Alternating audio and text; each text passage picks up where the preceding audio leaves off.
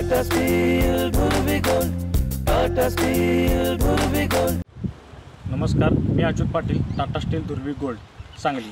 आज आपण कडेगाव तालुक्यामध्ये कडेपूर या गावी इथे आलेलो आहे। आज इथं आपले शेतकरी मित्र आहेत, त्यांनी टोमॅटोच्या प्लॉटला पहिल्यांदाच आपलं टाटा स्टील ध्रुवी गोल्ड हे खत वापरलेलं आहे आणि त्यांना खूप चांगले असे रिझल्ट आले आहेत। त्यामुळं आपण त्यांच्याकडून जाणून घेऊया त्यांना आपला प्रोडक्ट वाटला कसा आणि त्या खताचं नियोजन त्यांनी कशा प्रकारे केलं आणि त्यांना काय काय रिझल्ट भेटला। सगळ्यात पहिलं तुमचं नाव सांगा आणि आपलं खत तुम्हाला कसं वाटलं, तुम्ही काय काय तुम्हाला फरक जाणवला हे तुम्ही सविस्तर आपल्या शेतकरी बांधवांना सांगा। नमस्कार, माझं नाव अभिजित बापूसो यादव, मुक्काम पोस्ट कडेपूर, तालुका कडेगाव।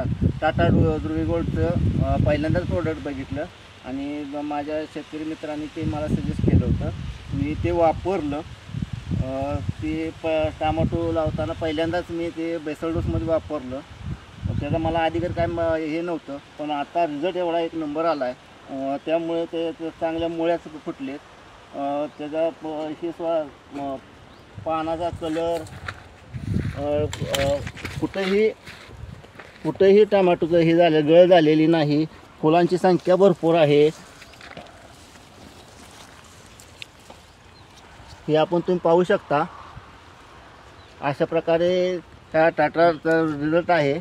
काळोखी फुलं हे चांगले आहेत। हे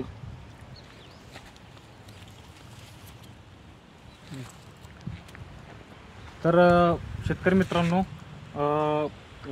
शेतकरी दादांनी आपलं पहिल्यांदाच खत वापरलेलं आहे टाटा स्टील ध्रुवी गोल्ड आणि यांना खूप चांगला रिझल्ट आला। तुम्ही बघू शकताय की टमॅटोची जाडी म्हणू शकताय किंवा फुलगळतीचं प्रमाण सुद्धा खूप कमी, अजिबात नाही, म्हणजे फुलगळतीचं प्रमाण सुद्धा कमी प्रमाणात झालेलं आहे इथं।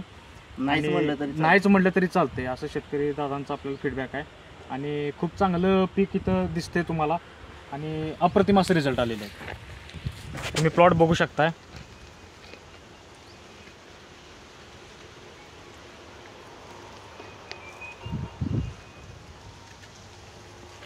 तर तुम्ही आमच्या शेतकरी मित्र बांधवांना तुम्ही काय सांगाल आपल्या खताबद्दल?